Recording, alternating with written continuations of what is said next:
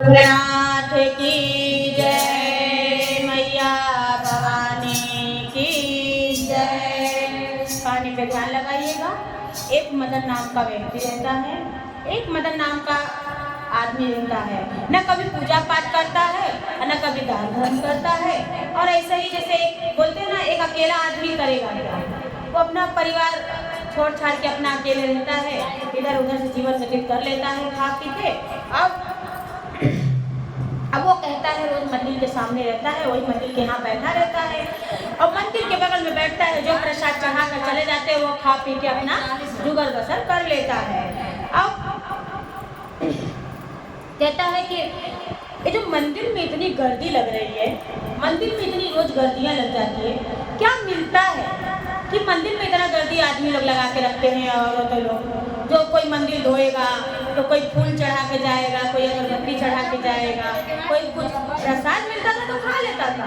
लेकिन कहते हैं ना कि जब तक गुरु ना मिले बुद्धि नहीं मिलती। जब गुरु मिल जाते हैं तो बुद्धि भी आ जाती है। जब तक कोई हमें बताए ना कि ये गलत है, वो चीज़ नहीं पता होता कि हाँ ये चीज़ गलत है।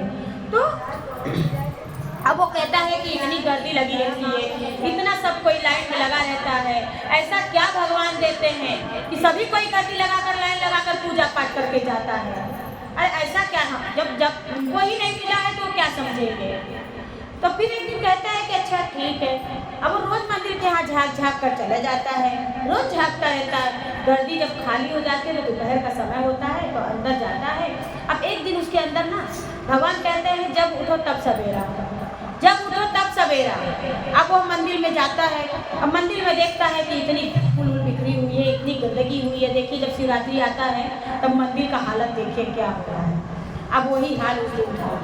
अब वो मदन जो था वो देख रहा था, अब मंदिर में इतनी गर्दी हो गई थी, सब देख रहा था। सब तो पूजा पाठ करके चले गए, कोई साफ भी नहीं किया। अब उसके मन में कहता है कि मैं कैसे, मतलब देख रहा हूँ। देखिए एक जगह होता है ना कि कुत्ता भी साफ कर बैठता है। अब वो तो रोज वही बगल में बैठ रहा है, उठ रहा है, वही देख रहा है सब कुछ, लेकिन अंदर से पूजा पाठ का कुछ नहीं मन में आ रहा है। अब वो एक दिन चौखट नाम मंदिर में चला जाता है। मंदिर के अंदर जाता ही उसके अंदर पता नहीं क्या भगवान भोलेनाथ जी भाव दे देते हैं और पूरा मंदिर साफ कर पूरा साफ करके एकदम जो फूल चढ़ा हुआ रहता है, जो फूल उधर चढ़ा हुआ रहता है उसे उठाता है और उसे इकट्ठा करता है। और जो अगरबत्ती जो बुझ जाती है, एक आध दो अगरबत्ती बुझ जाती है तो वो अगरबत्ती साइड में रख लेता है। मंदिर को पूरा साफ करता है, मंदिर को साफ करके और वह अपना फूल को निचोड़ के एकदम तोड़ के, देखिए फूल जो होता है ना वो एक होता है, जब उसे तोड़ोगे ना तो उसके अंदर से अनेक फूल निकलते हैं। तो वैसे ही भगवान हमें तो इंसान एक ही बनाकर भेजते हैं, लेकिन एक औरतों से ही देखिए कि कितनी जनसंख्या बढ़ जाती है। अब भगवान तो भेज दिए, गर्भ एक ही है, गर्भ तो एक ही है औरत के अंदर, लेकिन भेजे हैं गर्भ के अंदर कि कितने भी बालक बच्चे भगवान दे देते हैं। अब वही हाल मदन का था। मदन एक दिन चला गया मंदिर में, अपना पूजा पाठ कर, वो अपना तोड़ कर फूल अपना बिखेर देता था और सजा देता था। और जब सजाने के बाद वो शिवलिंग इतनी सुंदर दिखती थी, इतनी सुंदर लगती थी कि मतलब कहाँ नहीं जाता। अब उसके अंदर ना भाव आने लगा। उस शिवलिंग को जब देखने लगा ना वो एकदम ध्यान से, कि एकदम सजा हुआ शिवलिंग देखे कोई भी जब दुल्हन को तैयार कर दो तो कितनी अच्छी लगती है। तो वो तो मेरे महादेव जी है वो तो महादेव जी, जब उनका श्रृंगार कर दोगे तो कितने सुंदर लगते हैं। अब उसके अंदर धीरे धीरे भाव आने लगा। अब रोज का काम उसका दोपहर का हो गया। सब पूजा पाठ कर चले जाते थे, वो अपना मंदिर धोता था, जो फूल बचा हुआ रहता था वह फूल को उठाता था, धोकर उसी को बिखेर कर अपना तोड़ के बिखेर एकदम सजा देता था। अब पूरा मंदिर एकदम मस्त सजा हुआ शिवलिंग एकदम दिखता था। अब उसका मन एकदम खुश हो जाता था जब शिवलिंग को देखता था तो वह अपना रोज करने लगा। अब रोज का काम उसका यही हो गया। अब जब तक भगवान हाथ नहीं पकड़ेंगे ना तब तक आप भटकते रहोगे, इधर उधर भटकते रहोगे। कभी कभी देखिए ये पंडित जाओ, वो पंडित जाओ, इधर जाओ उधर जाओ, अरे कुछ हो गया, तबीयत खराब हो गया। देखिए जब तबीयत खराब होगा डॉक्टर के पास जाओगे तो दवाई बताएगा, ओझा के पास जाओगे तो भूत बताएगा, पंडित के पास जाओगे तो ग्रह बताएगा। अब वह तो देखिए कि भटका हुआ इंसान है, कोई दवा दुआ दोनों काम होता है, कुछ दवा भी काम आता है तो दुआ भी काम आता है। तो अब उसका हाल ये था कि वो अपना पूजा पाठ में एकदम लीन हो गया। अब कहता है कि इतना आनंद लगने लगा कि वो बैठ कर भाव करने लग जाता है, बैठ कर अब अब यह खबर तो भाई राजा के पास पहुंच जाती है। जो नगर का राजा रहता है, नगर के राजा के पास पहुंच जाती है कि मदन जो है अपने का भरभंड कर रहा है, पूजा पाठ के नाम पे भरभंड कर रहा है। कैसे होता है कि देखिए कितनी महिलाएं लोग चलती हैं, कहती हैं कि चलो हम लोग पूजा पाठ कराते हैं। पूजा करने का तरीका बहुत है, पूजा करने का तरीका सबमुखी है। जैसे गाना सबमुखी होता है, पूजा करने का तरीका भी सबमुखी होता है। कोई कैसे करता है तो कोई वैसे करता है, कोई कम में करता है तो कोई ज़्यादा में करता है। अरे वो तो भगवान है, उनको तो कम में भी खुश कर सकते हो महादेव को। महादेव जी बहुत भोले हैं। तो अपना हुआ खबर पहुंच जाता है राजा के पास। अब जो उधर के लोग रहते हैं ना, तो कितने लोग रहते हैं कि बहुत अच्छे लोग रहते हैं कि समझते हैं कि चलो ये पूजा कर रहा है, इसका भाव समझता है। अब कोई कोई लोग रहते हैं ना कि समझते नहीं है, अरे घट पूजा के नाम पे तो खाली ऐसे ही कर रहा है, बस पूजा क्या करता है। अब राजा के पास खबर जाती है, कोई अच्छी बात बताता है तो कोई खराब बात बताता है। देखिए दो ही बात सच बताएगा, बाकी सब तो आधा ज़्यादा झूठ ही बताएगा, जिसको परपंच करना रहेगा। अब वो तो उसका काम परपंच वाला था। अब वो पहुंच गया राजा के पास, चुगलखोर वाला। अब कहता है राजा जी, जो मदन है ना, वो अपने मंदिर में, नगर के मंदिर में जो है एकदम नजदीक में शिवलिंग है, वहाँ पे ना सब चले जाते तो मंदिर में बैठ के एकदम पता नहीं क्या करता रहता है, एकदम बैठ के जप करता रहता है और फूल वूल सब तोड़ ओड़ के एकदम मतलब बिखेर देता है और मंदिर को एकदम सजा देता है, शिवलिंग को। अब उसमें सब कोई बोलता है कि अच्छा पुजारी है, बहुत अच्छा पूजा किया है ना। कहते हैं आप जब भाव से करोगे कोई चीज़ तो सामने वाला कहता है कि बहुत अच्छा से बताता है, बहुत अच्छा कहानी बताया, बहुत अच्छा गाना गाया, कहते हैं ना, तो वैसे उसका नाम हो गया। अब वो नगर में उसका पूरा नाम हो गया कि मदन है जो बहुत अच्छा व्यक्ति है, बहुत पूजा पाठ बहुत विधिवत करता है, बहुत अच्छे से करता है। आप सोचिए कि जब तक बुद्धि नहीं था, इधर उधर भटक रहा था, और जब भगवान हाथ पकड़ लिए। हम लोग रोज चर्चा में जाते हैं, देखिए शिव चर्चा ऐसा चीज़ है ना कि हम चर्चा में जाते हैं, एक दिन जाते हैं कि पता नहीं क्या औरत लोग करती रहती है बैठ के, यही बड़ करेंगी और उसका मतलब क्या समझ में आया जब वो पूरा सुना ही नहीं शुरू से लेके अंत तक। चर्चा का मतलब क्या है? चर्चा का मतलब है कि हम बताते हैं शिव के बारे में कि शिव को गुरु, शिव आज से गुरु नहीं है, शिव गुरु बहुत पहले से है, भगवान के भी शिव गुरु है। तो आप भी शिव को गुरु बनाइए। आप दूसरे के आगे रोते हो, ले महादेव के आगे रो के देखो एक बार।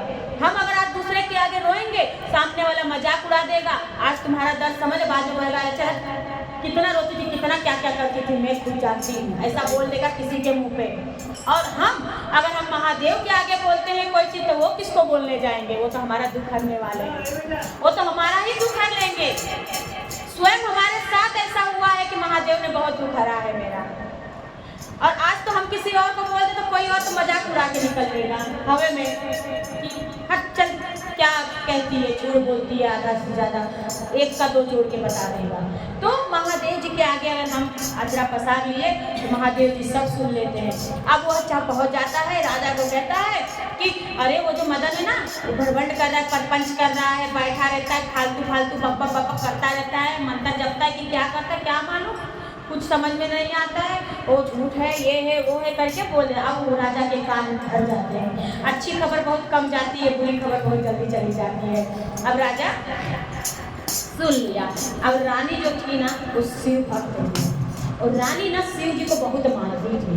और उस रानी को एक पुत्र था, छोटा सा बालक था एकदम। अब रानी तो खुद ही परेशान थी कि मेरे तो खुद ही नहीं मानते हैं भगवान को, इतना अगरबत्ती कहे तो दिखाने के लिए तो चल देते हैं, ऐसा रानी कहती थी। अब मैं करूँ क्या ऐसा कि ये भी मेरे साथ पुजारी बन जाए। अब सभी कोई चाहता है कि अगर हम भजन भाव करने जा रहे तो हमारे पति को देखिए साथ दे, थोड़ा साथ दे, समझे, कहे कि हाँ चलो पूजा करने गए हैं। तो अब वही हाल राजा का था। अब मदन को बुलाया जाता है दरबार में, मदन को दरबार में बुलाया जाता है, मदन को हाजिर होते हैं तो कहते हैं कि तुम क्या कर रहे हो ये मंदिर में बैठकर, क्या भरभंड करते रहते हो, पूजा करते रहते हो, दिन भर पूजा करते हो, ऐसा कौन सा पूजा तुम्हारा है भाई, दिन भर पूजा करते रहते हो, ऐसा क्या तुम्हारे अंदर भाव, वो कौन है, वो कौन है, मेरा पूजा करो, मैं राजा हूँ, मैं तुमको सब कुछ दूंगा, धन दूंगा, खाना दूंगा, सब कुछ दूंगा। वो कौन देगा, वो क्या देने वाले हैं, वो क्या देंगे, वो तो कुछ नहीं देने वाले। लेकिन जब उसके अंदर भाव आ जाता है ना, तो कहते हैं देखिए हम लोग जब प्रसाद खाते हैं वो कम भी रहता है, जब उसके अंदर हम खा लेते हैं 2 वाइट भी, दो कवर भी अगर हम खाते हमारा पेट भर जाता है। 2 कवड़ से भी हमारा पेट भर जाता है। तो महादेव का प्रसाद ही ऐसा होता है। अब वो कहता है कि अच्छा ठीक है, वो लेकिन राजा नहीं मानता है। मदन समझा रहा है कि आप भी पूजा पाठ कीजिए, आप भी समझिए महादेव को। वो कहते हैं मुझे नहीं समझना, मेरा पूजा करो, उनका पूजा करके क्या मिलेगा। वो क्या देने वाले हैं धरती पर उतर के, वो धरती पर उतर के आने वाले हैं। महादेव जी स्वयं थोड़ी आते हैं, किसी न किसी के रूप में आते हैं महादेव जी, लेकिन आते जरूर है महादेव जी। अब फिर राजा को समझा रहे हैं, मदन समझा रहे, लेकिन समझाना कहते हैं जब तक गुरु न मिले तो ज्ञान नहीं मिलने वाला है, ज्ञान नहीं मिलने वाला है। अब कहते हैं कि अच्छा ठीक है। अब मदन कहता है कि समझो जरा बात को जरा समझो। वो कहते हैं अच्छा नहीं समझते हैं। तब मदन क्या कहता है, अब मदन तो चल देता है, राजा भगा देते हैं। जब राजा भगा देते हैं तो मदन और रानी मिल जाती है दरबार के घर। कहती है कि सुनो जरा, तुम शिव के बारे में इतना कैसे जानते हो। तब मदन अपनी कहानी बताता है। मदन कहता है मैं नहीं जानता कुछ, महादेव जी जनाने वाले हैं। महादेव जी मेरे अंदर इतना बुद्धि दे दिए कि महादेव जी खुद मेरा स्वयं हाथ पकड़ लिए कि मुझे भटकने नहीं दिए। देखिए अगर वो मदन जो था, अगर उसका हाथ नहीं पकड़ता तो गलत रास्ता पकड़ लेता, कहीं सिगरेट पीता, कहीं कुछ करता, कहीं चोरी करता, कहीं चमारी करता। लेकिन कहते महादेव जी इसके अंदर बस गए। अब वह अच्छा काम करने लग गया, गली गली घूमकर भजन करने लग गया। भजन करता था, जो 2 पैसा मिलता था उससे गुजर बसर करने लग गया। तब उसका भी परिवार बन जाएगा आगे चल के। जब खुद का पेट पालना शुरू कर दिया तो महादेव जी सबका पेट पालते हैं। अब रानी को बताने लग जाता है। रानी कहती है कि इनकी आंखें खोलनी है। राजा की आंख कैसे खोलूं मैं कि मेरे महादेव को वो समझे। आज रानी कहती है कि जब तो फिर कहते हैं मदन के चल ठीक है, जब ऐसी बात है तो चलो कुछ करते हैं। जब राजा की आंख खोलनी है तो कुछ करना पड़ेगा। तो रानी और मदन दोनों जन अपना प्लान करते हैं। कहते हैं कि हम लोग गंगा किनारे जाएंगे, और वो समझा देते हैं। कहते हैं जो हाथ में तुम पुत्र ली रहोगी, एक कपड़े का भी पुत्र लेना,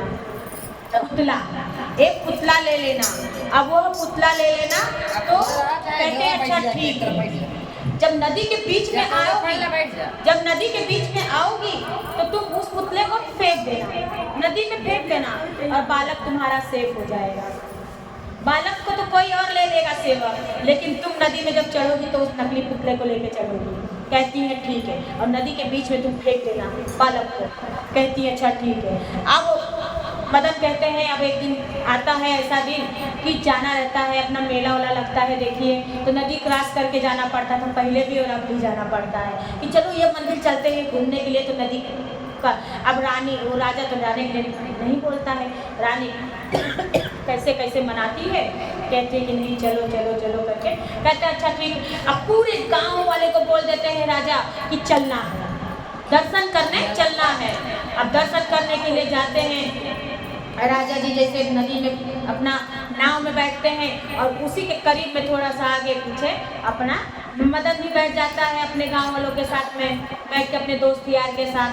अब इनके साथ जो था राजा रहते हैं, उनका पुत्र रहता है, रानी रहती है, और एक सेवक रहता है, और जो अपना नाव खेने वाला रहता है वो रहता है। अब बीच मध्यजार आ जाती है।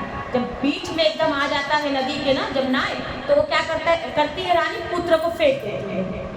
जो नकली पुतला ली रहती है वो फेंक देती है पानी में। अब राजा की आंखें खोलनी तो कुछ तो करना पड़ेगा। अब वो पुत्र फेंक देती है पानी में। जब पानी में फेंक देती है तो राजा जी एकदम घबरा जाते हैं कि ये क्या हो गया, मेरा मतलब पुत्र गिर गया, मेरा पुत्र गिर गया। वो उनके जाने में कि वो गिर गया है पुत्र, लेकिन उन्होंने खुद स्वयं फेंका रहता है। अब पुत्र गिर गया, अब क्या करें।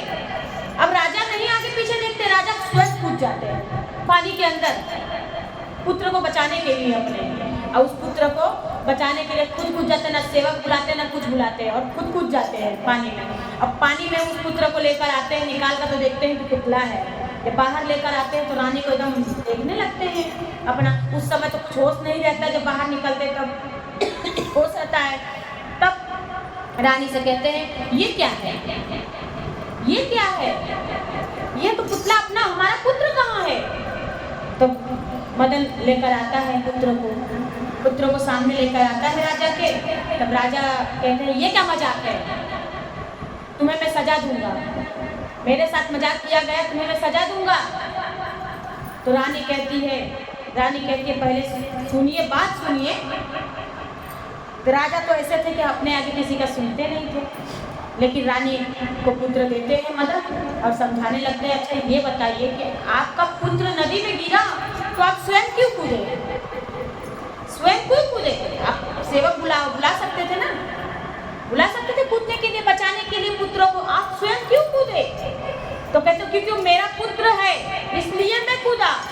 कहते वो आपका पुत्र है, वैसे महादेव जी हैं, अगर आपने उनसे रिश्ता जोड़ लिया तो वह स्वयं आते हैं हमारी रक्षा करने के लिए, किसी और को नहीं भेजते हैं, वे स्वयं आते हैं। अगर उनसे आपने रिश्ता जोड़ा है तो वैसे हमारे वह पिता परमेश्वर है, हमारे पिता है। अगर आपने रिश्ता जोड़ लिया तो वह स्वयं आते हैं, उसे आपने सेवक को नहीं बुलाया, आप खुद कूद गए अपने पुत्र को बचाने के लिए। वैसे महादेव जी हैं कि वह जब कुछ होता है, कुछ भी अगर कष्ट आता है तो वह कष्ट हरने के लिए स्वयं आते हैं। तो वैसे धीरे धीरे उनको ऐसा लगा कि हाँ नहीं सही बात कह रहे हैं कि मैं खुद गया, तो वैसे महादेव जी है तभी तो आज मेरा पुत्र भी जिंदा है, सब कुछ सही है। नहीं तो अगर मुझे कुछ होता है तो कौन आएगा?